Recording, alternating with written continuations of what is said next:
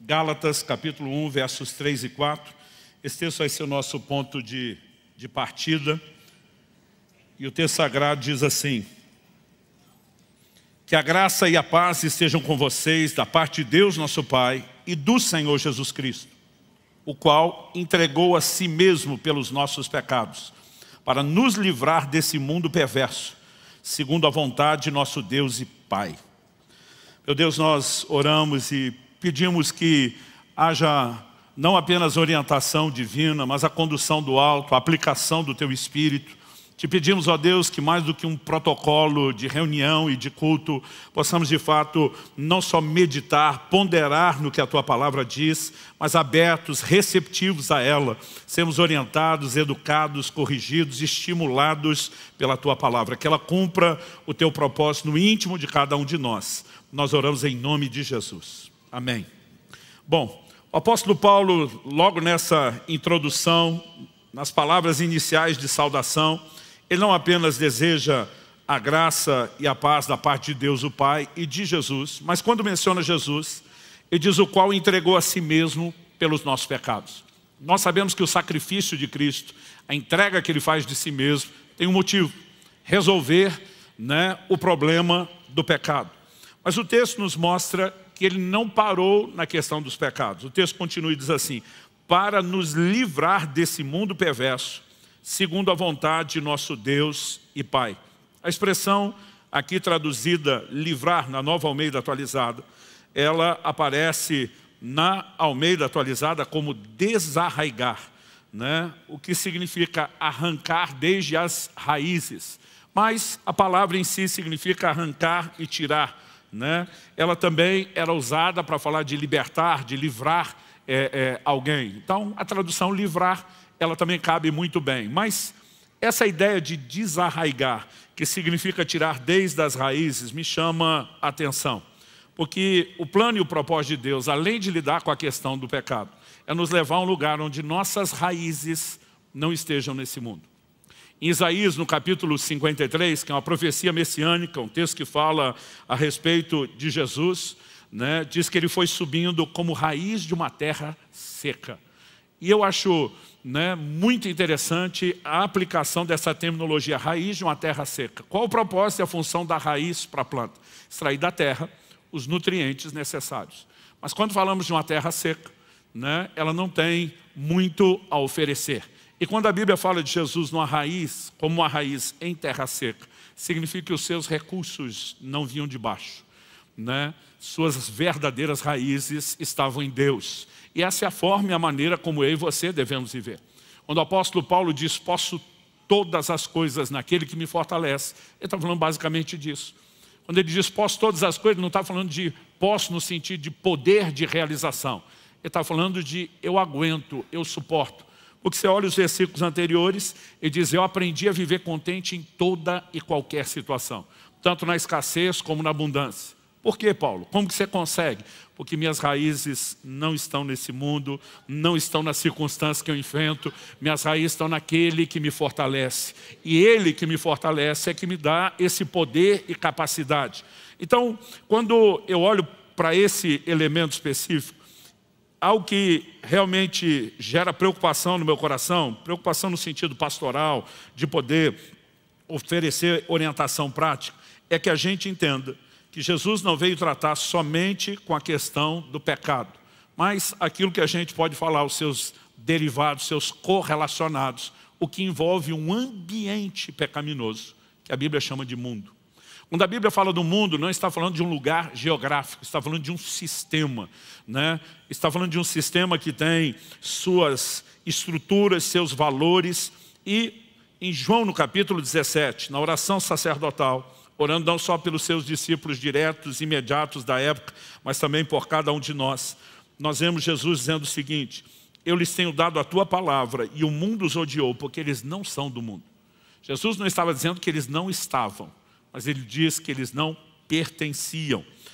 Tanto que no verso 15 ele diz, não peço que os tires do mundo, mas que os guardes do mal. Ou seja, o mundo não é o lugar que eu e você deixamos geograficamente falando, mas é um lugar que mesmo estando, nós não pertencemos. No verso 16 ele repete, eles não são do mundo, como eu também não sou.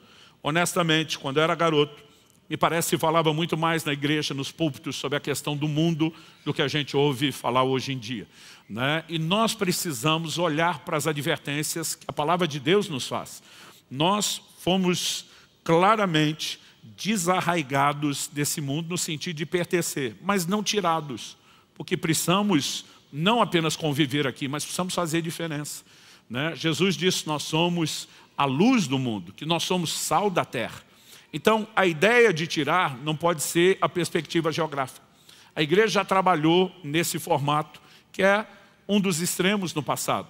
Então, criando mosteiros, monastérios, onde vamos nos refugiar, vamos surgir desse sistema, vamos criar nossa própria bolha. E esse não é o plano e o propósito de Deus, porque a retirada do mundo não é geográfica. Senão nós não podemos ser luz e não podemos ser sal. No entanto, muita gente, em nome de não podemos sair porque temos que influenciar, trocam o seu lugar de influência, né, de influenciadores por influenciados. E começa a se moldar a um sistema no qual eu e você não podemos, de forma alguma, nos ajustar. Em Romanos, no capítulo 12, a Bíblia diz que eu e você precisamos ser transformados pela renovação da nossa mente. Interessante que essa declaração, né, ela é feita logo depois de dizer, não vivam conforme os padrões desse mundo. Outra tradução diz, não vos conformeis. Se conformar não é apenas aceitar, né? É tomar forma, é tomar o molde. Então, nós nem podemos nos ajustar a esse sistema e nem podemos abandonar o lugar geográfico. Nós precisamos estar sem ser do mundo, exercer influência sem ser influenciado. Isso vai requerer de nós a capacidade de um certo equilíbrio, né? De um lado nós temos crentes que parece que vive só com a cabeça no céu e totalmente sem os pés na terra. De outro lado nós temos os crentes que estão com os pés no chão, mas parece que não tem a cabeça nos céus. E eu acredito que o equilíbrio é a gente conseguir ter as duas coisas. E o tema da minha mensagem hoje é um tanto inusual, né? O tema da minha mensagem hoje é cabeça no céu e pés no chão. Eu quero que a gente possa conseguir equilibrar essas verdades. No Evangelho de João, no capítulo 15, no versículo 9, aliás, João está entre os que mais toca nesse assunto do mundo, né? Nós percebemos algumas declarações feitas por Jesus, e ele vai fazer a seguinte declaração, em 1 João 5,19, a Bíblia diz que o mundo jaz no maligno. Existe, né, uma estrutura toda, um sistema, valores, regras, tudo aquilo que conduz esse sistema, que a Bíblia diz jaz no maligno. Ele é chamado de o príncipe desse mundo, ele controla esse mundo. Por outro lado, nós temos declarações, né, na palavra de Deus, nas próprias escrituras, que nos dão também o contraponto. Na oração sacerdotal de Jesus, eu sei alguns dos versículos de João 17, mas em João 17:9, Jesus diz, é por eles que eu peço, não peço pelo mundo, mas por aqueles que me deste, porque são teus. Evidentemente, Jesus está fazendo uma distinção entre os que lhe foram confiados e os que estão no mundo e ainda não experimentaram esse resgate e a intervenção. De novo, né, a ideia não é meramente um lugar ou um ambiente, mas estar ou não dentro de uma estrutura que tem o seu próprio governo, que tem suas leis, que tem os seus valores. Ao olhar para as declarações da palavra de Deus, a gente percebe, né, que é inevitável conviver com realidades do mundo. O que a gente não pode, né, é permitir que a realidade do mundo invada o nosso ambiente, os nossos valores. Então, por exemplo, alguém fez uma distinção. Para que o barco tenha a sua funcionalidade, ele precisa estar na água. Mas se a água estiver dentro do barco, o barco vai ser comprometido, né? Então o barco está na água, está tudo bem. Mas quando você começa a ter água dentro do barco, né, ele perdeu completamente o seu propósito e ele vai sucumbir. Quando nós falamos dos cristãos, os cristãos precisam estar no mundo. Mas o mundo não pode estar na gente. Dá para entender a diferença? Então eu quero, em primeiro lugar, abordar um pouco, né, o elemento de ensino bíblico sobre a questão do mundo. O apóstolo Paulo, ele faz uma declaração e um chamado aos cristãos que a gente precisa levar em conta. Escrevendo aos Coríntios, né? Ele diz no capítulo 5 de 1 Coríntios, verso 9: na outra carta já escrevi a vocês que não se associassem com os impuros. No verso seguinte, o 10, ele diz: refiro-me com isso não propriamente aos impuros deste mundo, aos avarentos, ladrões ou idólatras, pois nesse caso vocês teriam de sair do mundo. Verso 11: mas agora escrevo a vocês que não se associem com alguém que, dizendo-se irmão, for devasso, avarento, idólatra, maldizente, bêbado ou ladrão, nem mesmo comam com alguém assim. Basicamente o que ele está dizendo, é impossível a gente não ter contato com pecadores. Ele diz, nós estamos no mundo e vamos lidar com gente que é governada por esses padrões. É por isso que nós temos que ser luz e sal para eles. Mas gente que alega ter saído de lá, está no nosso meio. Mas o mundo veio com eles. Paulo diz, abra o seu olho, preste atenção, porque isso é problema. Então, quando falamos a respeito da questão do mundo, nós precisamos olhar para a definição bíblica do que é. Tiago usa uma expressão para falar do que é a verdadeira religião que eu e você abraçamos. Em Tiago, no capítulo 1, no verso 26 e 27, vou ler primeiro o 26. Ele diz, se alguém supõe ser religioso, mas não refreia a sua língua, está enganando a si mesmo, sua religião é vã. Ele está falando de gente que supõe ser religioso, mas tem uma religião vã, não é funcional. Não está levando ele para o lugar que deveria. Verso seguinte, o 27. A religião pura e sem mácula para com o nosso Deus e Pai é essa: visitar os órfãos e as viúvas nas suas aflições e guardar-se incontaminado do mundo. Evidentemente, precisamos transbordar manifestações práticas da piedade, socorrer, né, as pessoas necessitadas, demonstrar amor, né, misericórdia, transbordar caridade, mais do que mera ação social. Mas a Bíblia diz que tão importante quanto, e tão verdadeira religião quanto, guardar-se incontaminado do mundo, porque esse sistema contamina. É possível que a gente permaneça sem sair dele, mas a gente não pode se deixar ser alterado, maculado ou contaminado por ele. Por quê? Em Tiago, no capítulo 4 e no verso 4, a Bíblia nos mostra que a relação com Deus é incompatível com a do mundo e vice-versa. Tiago diz gente infiel. Essa palavra traduzida de gente infiel, em outras traduções só infiéis, mas na maioria das versões você lê a tradução ipsis literis, adúlteros. Porque a palavra utilizada no original grego é moixos, é aquele que é infiel no relacionamento conjugal. Ele diz, vocês não sabem que a amizade do mundo é inimizade contra Deus? Aquele, pois, que quiser ser amigo do mundo, se torna inimigo de Deus. Ou vocês pensam que é em vão que a Escritura diz, é com ciúme que por nós anseia o Espírito que Ele fez habitar em nós? Então, quando a Bíblia fala desse ciúme do Espírito Santo, eu e você precisamos entender que o ciúme normalmente está relacionado ao quê? A relação entre o homem e a mulher. E a Bíblia apresenta essa alegoria de Cristo como noivo, a igreja como a noiva. O Espírito Santo é o responsável por garantir que a igreja tenha olhos somente para Jesus e para o noivo. Mas quando o mundo é introduzido na história, ele está colocando uma figura que nós podemos considerar de a ponta, a terceira ponta de um triângulo amoroso. Ou seja, a igreja ou o cristão que tirou os olhos de Jesus e começou a flertar com o mundo, está gerando ciúmes no Espírito Santo, porque são incompatíveis. Ou você vai estar amigo de Deus, inimigo do mundo, ou amigo do mundo, inimigo de Deus, não tem conversa. Quando a gente repassa essa questão da doutrina, isso precisa nos fazer reavaliar algumas coisas. O apóstolo João diz, em 1 de João, no capítulo 2, e nos versos 15 a 17, não amem o mundo, nem as coisas que há no mundo. Se alguém amar o mundo, o amor do Pai não está nele. Porque tudo que há no mundo, os desejos da carne, os desejos dos olhos, a soberba da vida, não procede do Pai, mas procede do mundo. Ora, o mundo passa, bem como os seus desejos, mas aquele que faz a vontade de Deus permanece para sempre. Quando a palavra de Deus está falando sobre amor, ela está falando sobre vínculo. De forma alguma, né, a gente está falando que você não vai ter uma vida prática, passando por esse mundo, convivendo, lidando com questões relacionadas, né, ao mundo, porque a própria oração de Jesus foi, não os tires daqui. Então, eu e você vamos viver, vamos conviver, vamos interagir, né? Aliás, em 1 Coríntios, no capítulo 7, no verso 31, a Bíblia diz, os que se utilizam desse mundo, sejam como se não fizessem uso dele, porque a aparência desse mundo passa. né? Então Paulo vai dizer no verso 30, os que choram como se não chorassem, os que se alegram como se não se alegrassem, os que compram como se nada possuíssem. Então nós vamos ter circunstâncias no mundo que nos fazem rir e chorar. Mas ele diz, a gente não se prende a isso. Os que compram, não imagine que você tem propriedade permanente aqui, porque esse mundo passa e você está de passagem. Os que se utilizam como se dele não utilizasse. Ele não está negando o elemento prático. Daqui a pouco nós vamos fazer a distinção entre, né, cabeça no céu e pé no chão. Mas as duas coisas vão sendo apresentadas, mas ele vai regulando como o coração deveria funcionar.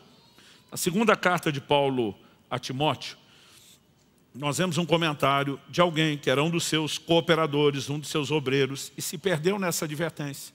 Advertência bíblica que é repetida, é recorrente: não ame o mundo, não se deixe atrair, não estabeleça amizade, não se deixe enganar. O apóstolo Paulo diz em 2 Timóteo 4,10, porque Demas, amando esse mundo, abandonou-me e foi para Tessalônica, né? Amando esse mundo.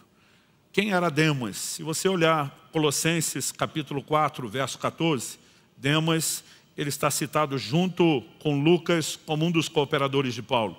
Em Filemão, no capítulo 24, não só Demas está relacionado juntamente com Lucas entre os colaboradores, mas também com Marcos, né, com Aristarco. Então, era um dos cooperadores de Paulo. Mas ele disse, se perdeu.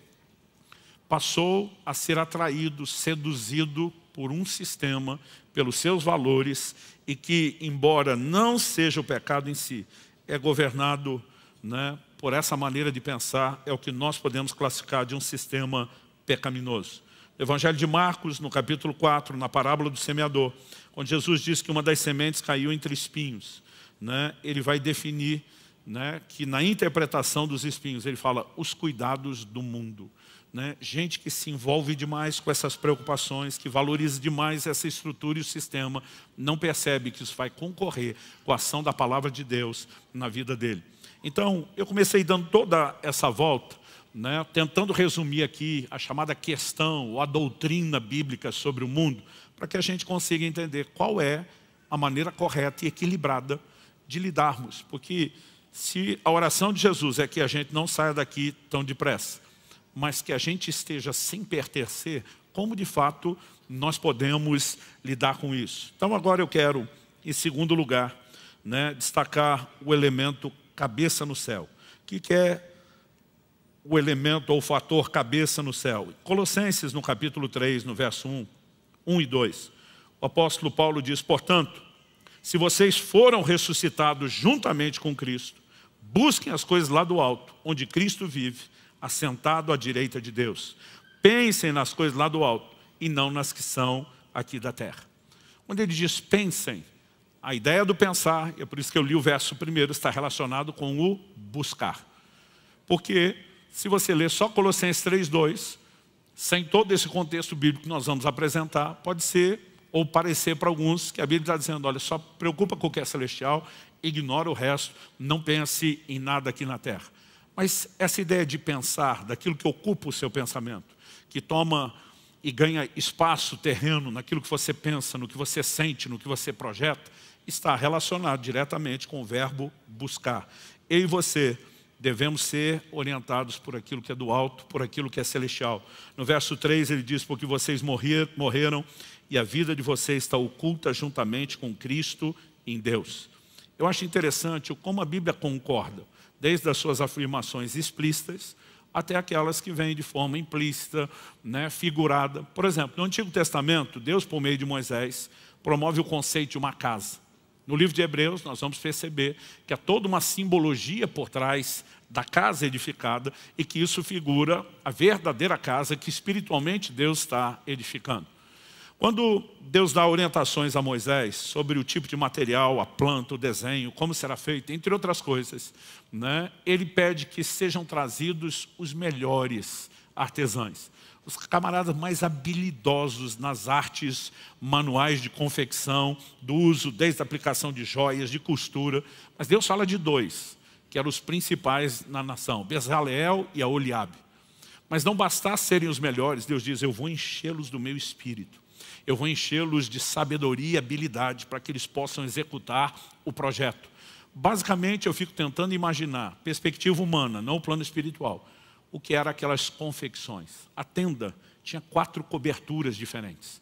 Todas elas confeccionadas não só com o melhor da arte humana, mas de algo sobrenaturalmente capacitado.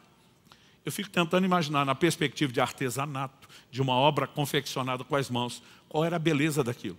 Mas sabe o que é curioso? O tabernáculo era móvel. Ele se estabelecia por onde eles iam passando. Ou seja, toda aquela beleza, ela estava nas paredes de cima, porque não estavam presos no chão, mas principalmente na cobertura. Agora, o chão, Deus nunca mandou fazer nada. A tenda era estabelecida onde passava. Então, se você entrasse na casa de Deus olhando para baixo, não tinha beleza nenhuma. Se você quisesse encontrar beleza, teria que olhar para cima. Eu acho que a mensagem está sendo dada desde o início, né? Deus está dizendo, não procure nada que enche os seus olhos aqui na terra. Deixe os céus fazer isso por você, encher o seu coração. Em 1 Coríntios 15:9, o apóstolo Paulo disse, é só para essa vida que nós esperamos em Cristo, nós somos de todos os homens os mais dignos de lástima. Ele não está dizendo que nós não vamos esperar para essa vida. Ele não está dizendo que nós não podemos ter bênçãos, ações, intervenções de Deus e viver algo especial aqui. Mas ele está dizendo, se for só isso, deu ruim. E deu ruim para valer. Porque a nossa grande expectativa diz respeito a algo maior, vindouro, celestial. É por isso que em Filipenses 3, 20 e 21 ele vai dizer, nossa pátria está nos céus, de onde aguardamos o Salvador, o qual há de transformar o corpo da nossa humilhação para ser igual ao corpo da sua glória. Evidentemente, essa não é a nossa pátria. Esse não é o nosso lar. Não é o nosso lugar permanente. Aliás, a linguagem bíblica é que eu e você estamos aqui de passagem. Assim como no Antigo Testamento, Deus fez com que os patriarcas peregrinassem, a Bíblia mostra que essa figura, essa alegoria é aplicada a mim e a você na jornada cristã. 1 de Pedro 2,11, amados, peço a vocês, como a peregrinos e forasteiros que são, que se abstenham das paixões carnais, que fazem guerra contra a alma, tendo conduta exemplar no meio dos gentios, para que quando eles os acusarem de malfeitores, observando as boas obras que vocês praticam, glorifiquem a Deus no dia da visitação. Está dizendo, se você lembrar que é peregrino, forasteiro, que você está aqui de passagem, só em trânsito, mas que esse não é o seu lugar, você não vai se deixar seduzir por essas propostas. Isso fará com que você tenha uma vida exemplar, que chama a atenção do ímpio, vai te permitir ser luz no mundo, glorificar Deus com a sua conduta, mas a ideia de que eu e você não pertencemos a esse sistema, estamos aqui de passagem, tem que ser cultivado no coração de cada um de nós. No entanto, isso não pode ser usado, como também muitos ao longo da história da igreja têm feito, para que a gente se desconecte desse aspecto útil que Deus espera de nós no mundo, que é ser luz e é ser sal. Então nós não estamos falando de fugir, porque como eu disse desde o início, a oração de Jesus é não os tire daqui.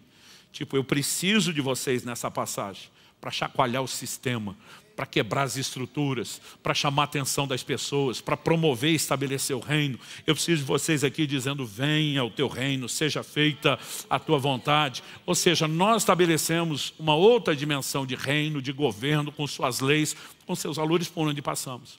Mas não estamos presos aqui. Não estaremos aqui para sempre, né? A Bíblia diz, nada trouxemos para esse mundo e também nada daqui podemos levar. Quando partirmos, e é só uma questão de tempo, todo o nosso tesouro, ele será o quê? Apocalipse, capítulo 14, verso 3, diz, bem-aventurados aqueles que agora morrem no Senhor, para que descansem das suas obras, pois suas obras os acompanham. A única coisa que eu e você levaremos dessa vida, nossas obras, o que fizemos para Deus. E isso será de fato parte da nossa recompensa e galardão eterno. Então é lógico que é inteligente aproveitar o tempo de passagem nessa terra, ser frutífero, ser bênção, tocar a vida de pessoas, cumprir o plano e o propósito de Deus. Nós não estamos falando de cristãos que reduzem o cristianismo a um simplismo absurdo e entram num padrão de mediocridade e não querem fazer diferença. Mas mesmo fazendo diferença, eu vejo muitos estão pregando, não, nós estamos aqui para fazer diferença, e isso virou uma desculpa para mais se misturar do que fazer diferença. Então nós vamos ter que saber adequar isso. E quando falamos de espiritualidade, o coração, a mente precisa estar nos céus buscando a Deus. Mas quando falamos de pragmatismo cristão, os pés precisam estar na terra. Quando eu comecei a falar mais sobre o assunto do cuidado do corpo, que eu estou pregando bastante esse ano, desde que lancei o livro sobre o assunto, eu tenho compartilhado com as pessoas a história da minha própria correção. E Deus precisou começar tratando comigo a partir daquilo que eu chamo de espiritualidade exagerada. Em João, no capítulo 3, no verso 6, Jesus diz para Nicodemos: o que é nascido da carne é carne, o que é nascido do Espírito é Espírito. Ele não diz que você é um ou outro. Ele mostrou que você é tanto um quanto o outro. Entramos nesse mundo num corpo de carne, mas quando fomos regenerados, nosso espírito foi recriado. Toda a relação com Deus se dá no plano espiritual. Em João 4, 24, Jesus diz: Deus é espírito, importa que os seus adoradores o adorem em espírito. Agora, o que é espiritualização exagerada? Não estou dizendo que a gente não deva reconhecer que somos seres espirituais, nem tampouco que a relação com Deus é no plano espiritual. Mas é quando, em nome dessa realidade, que é apenas uma parte, não ela toda, a gente abraça ela em detrimento das realidades naturais. Aí nós temos um problema. Isso é espiritualização exagerada. Quando tentado pelo diabo no deserto, Jesus responde, citando Deuteronômio 8, lá em Mateus 4,4, nem só de pão viverá o homem, mas de toda a palavra que sai da boca de Deus. De novo, Jesus está dizendo, você não é só corpo, matéria a ser alimentada. Você também é um ser espiritual. E esse seu ser espiritual precisa de alimento para a subsistência, como o natural precisa, e o alimento espiritual é a palavra de Deus. Mas, se você inverter a frase de Jesus, ela continua igualmente verdadeira. Nem só da palavra de Deus viverá um homem, mas também de pão. Porque o mesmo Jesus que fez a outra afirmação, fez em qual contexto? Depois de 40 dias de jejum, a Bíblia diz que ele está com fome. E fome ali eu sempre destaco, é a fome literal.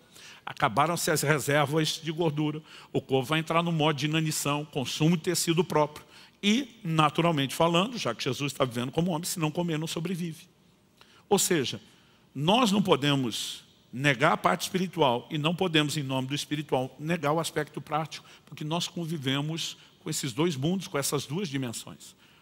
Na própria continuidade da tentação, Jesus cita a Bíblia, o diabo diz, bom, quer falar de Bíblia? Vamos falar de Bíblia. E cita outra porção da Bíblia. Está lá registrado no Salmo 91. E a citação está ipsis literis, igual está escrito lá. O diabo diz para Jesus, por que você não pula do pináculo do templo? Que está escrito, aos seus anjos dará ordem a teu respeito, para que te guardem todos os seus caminhos, de maneira que você não tropece com seu pé em pedra. Você não vai ver Jesus dizer, está escrito nada disso, porque estava. Qual a resposta de Jesus? Também está escrito. Isso nos mostra algo que a gente andou ensinando recentemente, que a Bíblia é que explica a própria Bíblia. Então Jesus está dizendo, alto lá, Satanás. Você pode ter citado uma porção de Bíblia, mas a aplicação dela não condiz com o resto. Jesus diz, também está escrito, não tentarás o Senhor teu Deus. E aqui o que é que Jesus está combatendo? Uma espiritualidade ou espiritualização exagerada. Tem promessa de proteção de Deus na nossa vida, por meio do ministério de assistência dos anjos? Tem. Mas Jesus está dizendo, você não vai tentar Deus. Ou seja, não é porque Deus ofereceu proteção que você não vai se proteger e deliberadamente pular do pináculo do templo, de cima de um prédio da ponte ou viaduto. Tanto que em Deuteronômio 22:8, Deus diz, se você construir uma casa com terraço, andar superior, construa também um parapeito. Porque se alguém cair de lá, Deus diz, você é o culpado do sangue. Mas Deus, o Senhor não guarda o seu povo quando eles estão na casa deles. Imagina Deus dizendo, não quer dizer que vocês não têm que se guardar. Porque a gente precisa entender, né, que cabe as duas coisas. Salmo 127:1, se o Senhor não guardar a cidade, em vão vigia a sentinela. A Bíblia não está dizendo que porque Deus guarda a gente não põe sentinela. A Bíblia está dizendo, não é porque nós botamos sentinela que nós vamos deixar de confiar no que Deus faz. Porque não precisa ser um ou outro, pode ser tanto um quanto o outro. Então, há uma chance de você que veio para cá e não só deixou o carro na rua, até no estacionamento tem agido no piloto automático. Qual é o piloto automático? O brasileiro que lida com isso, não importa se o carro está com seguro, né, em dia, se ele é desapegado, sempre que a gente estaciona e sai, a maioria de nós faz a oração. Guarda, Senhor. Só que eu brinco que o amém da oração é o apito do alarme. Você trancou o carro. Está errado de trancar? Não. Está errado de orar? Também não. Errado é achar que se faz um, não pode fazer outro, que cabe tanto um quanto o outro. Há um cristianismo que ele é tanto espiritual quanto prático. Quem está entendendo? 1 Timóteo 5:23. O apóstolo dá um conselho para o seu discípulo. E Romanos 15:4 diz que tudo que foi escrito para nosso ensino foi escrito a esse conselho. Ele diz, não beba somente água. Beba também um pouco de vinho, por causa das suas frequentes enfermidades no estômago. Paulo tem um ministério de curas e milagres como poucos. Nesse momento da epístola, ele não está oferecendo oração. Não significa que ele não possa ter orado antes ou depois, mas a solução prática oferecida não foi oração. Não no registro da epístola. Paulo ensina sobre fé e oração como poucos. A solução prática oferecida na epístola não é: ora a respeito disso, Timóteo. E não duvido que ele também possa ter, em algum momento, pessoalmente orientado Timóteo a orar.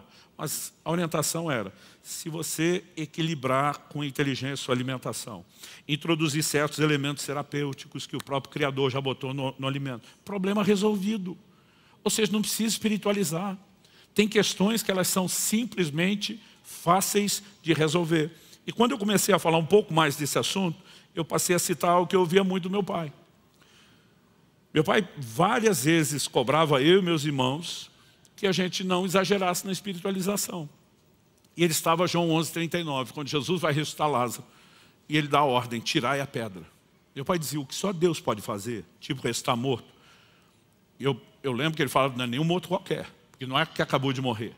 A Bíblia diz que estava 4 dias enterrado, em decomposição, cheirando mal. Meu pai dizia: o que só Deus pode fazer, confie nele de todo o coração, porque não há limites para o que ele possa fazer. Mas meu pai dizia: por que é que você acha que Jesus mandou os outros tirar a pedra? Porque aquilo que a gente pode fazer, ele não faz questão de fazer no nosso lugar.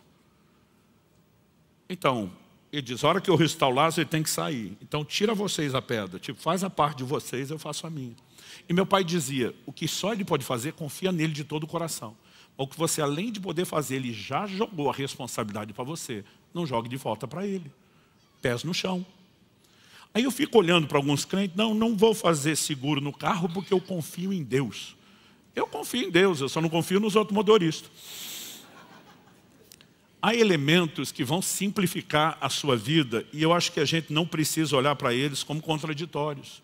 Outro dia alguém falou para mim, eu falei: olha, seria bom que você estivesse organizando a sua vida, principalmente, estava começo da jornada, a pessoa já planejando ter filhos. Falei: principalmente se organizar para ter um bom plano de saúde antes do parto.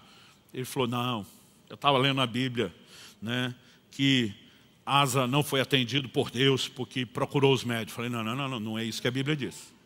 A Bíblia diz que ele não recorreu ao Senhor porque confiou nos médicos. O elemento é confiança. Eu falei: Paulo se refere a Lucas, e esse texto está lá, se você estiver tomando nota, Colossenses 4,14, né? Ele se refere a Lucas como um médico amado. Podia chamar de amigo amado, de discípulo amado, de cooperador ou obreiro amado. Mas quando ele chama médico, ele está fazendo questão de dizer: tenho na minha equipe de cooperadores um médico, alguém que me ajuda com questões práticas ligadas à saúde. Então, não existe algo na Bíblia que diz que porque nós cremos que Deus traz cura e saúde, que a gente não possa fazer tudo aquilo que naturalmente está ao nosso dispor. O problema é confiar. Paulo também escreve a Timóteo e diz: diga aos ricos desse mundo que não confiem na instabilidade das riquezas. Ele não está dizendo que não pode ter recurso. Falei: aliás, se você aplicar a mesma lógica, não pode ir no médico, então você não podia ter dinheiro, nenhum. Você tinha que desfazer de tudo. O problema não é ter, é confiar nisso a ponto de dizer para Deus: não preciso de você. Falei: não importa o quanto a gente tem. Botou a sentinela. Nós vamos continuar confiando em Deus, porque a sentinela pode falhar. Né? Nós temos recursos, eles estão aqui hoje, amanhã pode não estar mais. O que nós não podemos substituir é o elemento confiança. Mas a Bíblia não está dizendo que eu e você não podemos ter essa questão prática, pragmática. Quem está entendendo? Então, assim, a gente precisa conseguir não abandonar a espiritualidade, nem o pragmatismo. Porque eles não precisam ser divergentes, excludentes. Né? Nós podemos nos relacionar bem com eles. E quando a gente fala a respeito dessas coisas, parece que o crente ou ele vai viver num extremo, só o natural sem sobrenatural, ou ele quer viver só do sobrenatural sem natural. Mas a Bíblia mostra que você está relacionado diretamente com esses dois mundos e ambientes.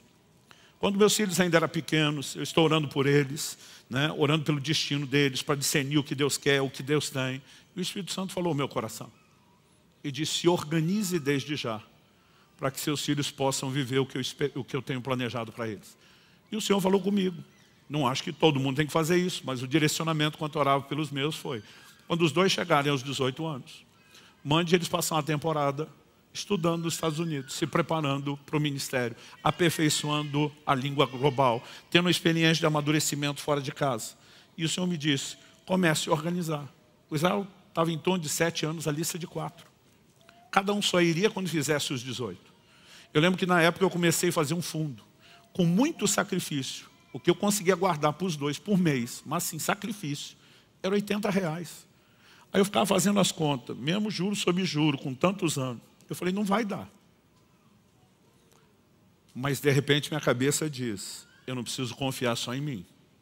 Mas ao mesmo tempo que eu estou obedecendo a Deus, dizendo eu vou até onde dá, eu estou mostrando o quão prática é a minha fé e que eu vou confiar nele para que faça o resto. E quando chegou a hora de cada um deles ir, evidentemente o fundo que eu tinha não era suficiente, mas eu tinha obedecido a Deus, eu tinha confiado, eu tinha feito a minha parte e eu vi Deus fazer a parte dele. Essas coisas não precisam ser excludentes, quem está entendendo? Então, às vezes nós vamos assim a extremos e não vivemos um cristianismo prático. Outro dia um falou, não, a Bíblia diz lá no Salmo 37, 25, nunca vi o justo desamparado, nem a sua descendência a mendigar o pão. Eu me recuso a fazer e trabalhar com fundo de reserva. Eu falei, interessante, que para sustentar o seu povo, Deus usa José no Egito para mandar o faraó fazer o fundo de reserva. Deus os traria, os conectaria de forma sobrenatural, mas para que eles recebessem o que Deus sobrenaturalmente direcionou, alguém teve que fazer um fundo prático de reserva. Então, o que às vezes a gente não para pensar é que o mesmo texto que diz, fui moço, agora sou velho, que é o Salmo 37, 25, porém jamais vi o justo desamparado, nem a sua descendência mendigar o pão, ele diz no verso seguinte, é sempre compassivo e empresta. Quem que é? O justo. E a sua descendência será uma benção. Por que que os filhos do justo não vão ficar desamparados? Porque ele semeia na vida do necessitado, ele está plantando e a sua descendência vai colhendo aquilo que ele plantou. Não é jogar para Deus fazer sozinho. Nós confiamos nele, que tudo aquilo que ele falou, seus princípios serão validados, os resultados vão se manifestar, mas isso não significa que a gente não tenha um elemento prático a fazer. Agora, se você tem um fundo de reserva, ótimo, você só não precisa botar confiança nele a ponto de excluir Deus. Então, eu creio que é possível, gente, que a gente consiga, né, adaptar essas coisas. O apóstolo Paulo fala em 2 Timóteo, no capítulo 2, no verso 4, que o soldado em serviço não se embaraça com o negócio dessa vida. Que é se embaraçar e se prender. Daí a igreja começou a tirar a ideia que se é soldado, se foi chamado para o ministério, não pode ter negócio dessa vida. Não é o que a Bíblia está dizendo. Se você vai levar em consideração o que a Bíblia diz lá no livro de Atos, no capítulo 18, de 1 a 5, você vai descobrir que quando Paulo chega em Corinto, ele se dedica durante uma temporada ao seu ofício como fabricante de tendas. Está construindo, fabricando as tendas, vendendo, negociando. Paulo fala várias vezes, minhas mãos proveram o meu sustento. Mas a Bíblia diz que quando Timóteo e o resto da equipe chega, Paulo se dedicou integralmente à pregação da palavra. Porque agora tem a equipe que ajuda a dar manutenção no negócio, que está botando pão na mesa. E Paulo diz, agora gerenciando isso, eu posso me dedicar integralmente. Mas a igreja começou a desenvolver mentalidades como, ou é uma coisa ou é outra. Deixa eu dizer uma coisa, seu trabalho é tão santo quanto o meu ministério de tempo integral. Eu esperava um amém. Você é um embaixador de Deus aonde você está. Né? O seu cuidado com a casa na família é tão espiritual quanto o seu culto e adoração a Deus na igreja. Né? A maneira como você se dedica ao seu trabalho deveria ter a mesma dedicação que quando você vai ofertar a Deus. Porque a Bíblia diz, tudo quanto fizerdes, façam de todo o coração como para o Senhor e não para os homens. E se você olhar o contexto, ele está dizendo que o servo tem que servir não o seu Senhor, mas fazer como para Jesus. Você consegue imaginar se o nosso nível de produtividade, dedicação, excelência no trabalho fosse de todo dia entrar e dizer tudo isso que eu vou fazer aqui é para Jesus? A gente seria os melhores em tudo que nós fazemos, gente. Agora, qual o problema? É que você vê hoje em dia empresários cristãos dizendo que não quer mais contratar, empresários cristãos dizendo que não quer mais contratar empregado cristão, porque abusam. O irmãozinho está me dando ordem porque nós somos irmãos. Não, aqui dentro sou seu patrão, você é meu empregado. Né? E tem gente que assim, em vez dele ser o que mais se dedica, é o que mais folga. E de repente nós temos algo que se torna contraproducente ao bom testemunho do Evangelho e ao que Deus planejou de nós. Então a gente precisa parar de separar demais o que é espiritual, sacro de um lado, né? O que é secular do outro, e entender que há um equilíbrio. E dá para manter a cabeça lá no céu, mas o pé aqui no chão. Essas coisas não precisam ser contraditórias. Quando falamos da vinda de Jesus, eu sempre digo para todo mundo, eu preciso viver pronto, no estado de prontidão, como se ele fosse voltar a qualquer momento. Mas eu preciso trabalhar, como se ele não viesse em nossa geração. Porque alguns começaram a dizer, Jesus está voltando. Gente, quando eu era adolescente, então vamos voltar lá para a década de 80, a igreja falava, pregava, ensinava e cantava sobre a vinda de Jesus muito mais do que hoje. E o assunto veio com tanta força, que eu lembro que eu e outros amigos adolescentes, a gente dizia assim, ir para a faculdade para quê? Jesus está voltando. Trabalhar para quê? Jesus está voltando. A única coisa que a gente não negociava era quando a gente dizia, Maranata, vem Senhor Jesus. Mas a gente dizia, só espera a gente casar. Como se fosse possível você ter condições de casar sem estudar e trabalhar. Como é que vai sustentar a família depois? Né? Mas de alguma forma eu olho e falo, poxa, tem que dar um desconto. É nos adolescentes, com todo respeito aos presentes, cabeça de vento, quem não está maduro, preparado. Agora, o que eu não entendo é o camarada que já é adulto, amadureceu e continua com a mesma cabeça. E Jesus está voltando e não faz nada. Né? O apóstolo Paulo, que foi o cara que pregou a vinda de Jesus, que dizia, nossa pátria está no céu, de onde aguardamos o Salvador, diz, eu trabalhei mais do que todos os apóstolos. Então, eu vivo no estado de prontidão, ele volta a qualquer momento. Mas eu trabalho como se eu tivesse todo o tempo do mundo, dizendo, eu tenho que fazer o máximo antes que ele venha. Agora, para alguns, se você está falando da vinda de Jesus, é porque não quer trabalhar. E se está trabalhando, é porque Jesus não vai voltar. Essas coisas não podem ser excludentes. A gente precisa conseguir combiná-las, né? Trazer harmonia nisso tudo. E eu vejo nos cristãos em geral uma inclinação aos extremos. Ou alguns se tornam muito mundanos, ou exageradamente espiritualizados. E a gente vai ter que encontrar esse equilíbrio, né, entre a mentalidade celestial focada naquilo que é do céu e o pragmatismo cristão com os pés no chão. Onde a gente esteja no mundo, mas não seja do mundo. Onde a gente influencie, mas não é influenciado. E onde a vontade de Deus, na oferta do plano de sacrifício de Jesus, se cumpra. Né? Que é qual? Que não apenas ele trate com a questão dos pecados, mas nos livre desse sistema.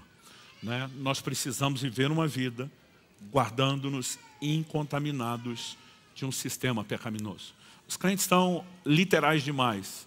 Hoje em dia, boa parte das discussões que as pessoas fazem, que isso aqui é pecado ou não é pecado. Paulo diz, tudo me é lícito, mas nem tudo convém. Tem coisa que não é pecado, gente, mas não convém. Porque pode ser mal vista, pode ser mal entendida. Há outros desdobramentos, há uma macrovisão maior. E quanto mais sintonizados nós estamos com o plano e o propósito de Deus, né, acredito que de uma forma mais sábia, diferenciada, nós passamos a viver. E eu quero te encorajar a isso em nome de Jesus. Você recebe essa palavra? Em nome de Jesus. Eu gostaria de orar com você. Pai, nós colocamos diante do Senhor as nossas vidas e pedimos mais uma vez, não só entendimento e compreensão espiritual, mas a sabedoria do alto, a aplicação prática e personalizada do Teu Espírito, para que ajustes que são necessários possam ser feitos na nossa vida. Nós queremos experimentar tudo aquilo que o Senhor tem para nós. Viver a plenitude do que o Senhor tem. Ter um coração e uma mente tomado pelos céus, norteado por aquilo que é o nosso verdadeiro lar e lugar, sem perder, ó Deus, a capacidade de entendimento prático, que temos uma missão, enquanto estamos de passagem aqui na terra, de fazer desse lugar um pedaço dos céus, onde o reino de Deus, onde o reino dos céus se estabeleça, se manifeste por meio de nós. Ajuda-nos, Senhor, a viver tudo aquilo que é espiritual, sem negligenciar o pragmatismo dessa vida do cristianismo no dia a dia. Como Tua palavra fala, viver a vida comum do lar. Nós queremos, ó Deus, poder unificar essas coisas com devido equilíbrio, somando todas essas orientações práticas, também a toda exortação de cuidado.